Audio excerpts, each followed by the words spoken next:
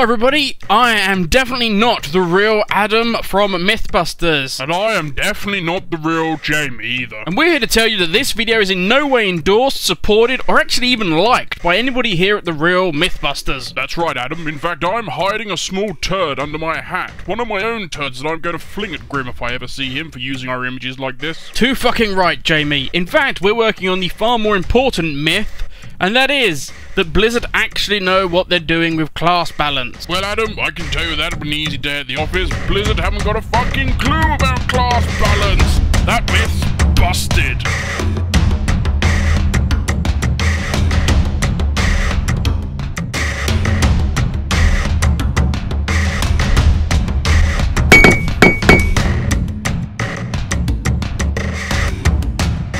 What is up, everybody? It's Grim here. Hope you're all good. Hope you liked my intro. Hope it made you chuckle, made you laugh. I can't do a Goldbusters video without having Adam and Jamie in it at the very beginning. Come on. So there you go, guys. My intro. I don't know if I'll have it on every video, but I couldn't resist. Made me giggle. Hey, that's enough. If you have a laugh in the day, it's all good. So what the hell is this new series? What the hell are we doing here, Grim? Well, I spoke about this very briefly in a video a little while ago, of new series that I had coming up. This one is basically, you know it, we've all been there. You go to websites, you go YouTubeage land, and there's always that guy going, I know the very secret of infinite gold, and I will tell you, and it is, do this, and you will get 50,000 gold per minute, and I will make you rich beyond your wildest dreams. And you go there, you try it, and you're like, well, either there's 400 other people there, or, you know, you do it for an hour and you're like, well, what the fuck, man? I'm getting, like, nothing here. What's going on? Did you lie to me? Did somebody on YouTube not tell me the whole truth? Shock horror. Yeah, well, basically what we're going to do is we're going to step in. We're going to be that middleman for you guys, and we're going to step in and we're going to do those videos. Those guys that say, go to this spot, farm for hours, and you'll get this amount of gold. We're going to do that for you. Because you guys are busy people. You don't have time to fuck about on some idiot's random gold quest where he told you to go here and get these boxes, collect 1 million of these boxes and you'll be fine. No, you don't have time for that. You're meant to be playing WoW for a laugh. So I'm going to go through them all. I'm going to go through, well, I say, oh my god, there's a lot of them. I'm going to go through as many as I can and try and just wade through the bullshit so I can find that tiny little peanut of truth. And then hand it to you guys. You'll probably want to wash your hands after I've done that, because it's not going to be pleasant. And definitely don't eat that peanut, because it's not nice. So, poop-covered peanuts aside, what are we doing in this video? Well, you as you can see here, we're going back to Pandaland. Yes, since we're obviously all now level 100 and walking around like big macho boys, going back and whooping ass and stuff in Pandaland is a piece of piss.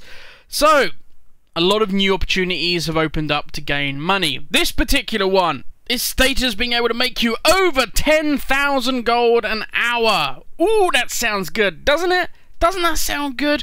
Now, I will clarify this before we go on any further episodes of this series. I will not be calling out a particular YouTuber that these videos come from. One, because that's not the aim of this. The aim of this is to give you guys honest information about, you know, if you want to make some gold, where you can go and where to make it. It's not about dissing other YouTubers or whatever.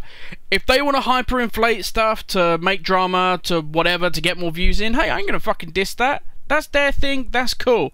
So just be aware of that, guys. I'm not calling anybody out. I'm not going to do any of that bullshit. It's not what this is about.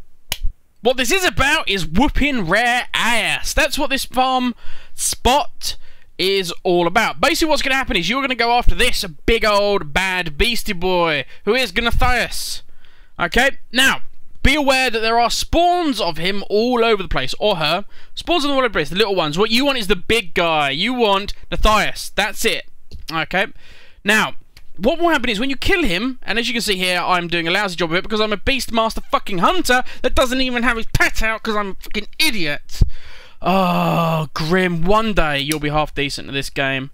Oh, anyway, that to one side. What will happen, and you'll see is when we eventually kill it, I get my pet out and we actually start kicking some ass, is it will drop a battle pet. Okay, and it's called the Spawn of Gnathias. Now, it's that we want, it's that which we are going to sell. There is nothing else from this. There is nothing at all, okay, that you can get. Nothing. So there is no, you're not going to expect any large big pot of gold that you're going to have by the end of this and a couple of items to sell. It is entirely based on this pet, what the demand is, whether it's going to sell. So instantly we can see there, this whole 10,000 an hour thing is kind of BS, because even though it may be worth, at the moment on the Blizzard forum, it says the global price is just over 1,000 gold. Brilliant. Now you may be wondering, yeah, but Grim, this thing, when does it spawn? What the hell's going on? I could be sat there for an hour waiting for this. Two things. First off, it spawns every 15 minutes, and you're next to an island that has a couple of rares and stuff on, so you can go over and kick their ass. But if you have CRA, Cross-Realm Assist, which I spoke about over and over again in various videos, you can use that to jump in and out of various phases, whatever you want to call it, and kill more and more of these. Be aware though, the more and more of these that you have, the more you're actually diminishing your price, or it's going to be over a longer period of time that you're going to sell them. I always have an issue with stuff like this because they'll go, oh, you can make X amount of gold over the course of an hour, which in theory you will have a stock worth X. Now on my server, this is actually worth 699 gold. But I've put what I got from doing this on the auction house, and none of it sold. At all, none of it, as yet. Nobody wants the pet. So it's probably going to go down, probably end up being more in the region of 300 gold that I'll actually sell for on my server. Your server may be different, that's all good. Now, what you got to factor in is, one, the diminished gold price from me putting these up on the auction house and having a lot of them. And what I mean by that is, if you've got a lot of these and you're going to put them on the auction house, people are going to see that and they're going to see, okay, there's 10 of these pets on the auction house, guys got them on there for 1,000 gold. Now they may see they're all from the same person, they may not, but they're still going to be like, well shit, there's a lot of them, I'm going to wait, dude, I'm not paying 1,000 gold for that, fuck it. I'll wait till somebody else puts some on, or they just lower in price. If you don't, you put them one on at a time, then yes, you may make 1,000 gold, but you're going to make 1,000 gold every week. Which, you can get more than that in a day from doing your garrison stuff. You can get more than from that vastly from 45 minutes of running, say, Firelands. Whereas you're doing this for an hour for a return of maybe 10,000 gold if you're lucky over the course of a couple of weeks. That doesn't seem so good to me. Now, I don't know why I end up following this fucking squid thing just because I see it and I'm like, I want that, I'm going to kill it. I end up following it all around the island, don't ask me why. You're crazy! But anyway, now that we know where we are, what we're doing, and what the outcome is in my opinion, let's rate this bad boy. Let's see how good this farm spot truly is. We have a whole rating system and everything. You'll love this. Or not. Who knows? So, what is our rating system made up of? Well, it's out of 100, because that's nice and easy for a simpleton like me. And we're kicking it off with easy to complete. What that basically means is, how easy is it for me to actually do? You know, am I pulling 400 rare spawns, and am I going to get my arse whipped? Now, all this is obviously based at level 100, okay? But basically, how easy, how complex is it going to be? One being I've got to wade into a pool of legendary level fucking 200 elites, and I'm going to end up pulling about 30 of them, plus 2 world raid bosses and everything else to get my one chest. Right, that's level 1. Level 10 is I basically have to whoop, I have to do Rage Fire Chasm at level 100. You know, that's the sort of level of difficulty. This is like Rage Fire Chasm at level 100. It's super easy. You even saw me, an idiot, didn't get my pet out, and we still smashed this boss. So, easy complete, it's 10 out of 10. Super easy. As I say, all of this is also based on level 100. Time. Now, this is basically how long is it going to take us. Our benchmark is an hour.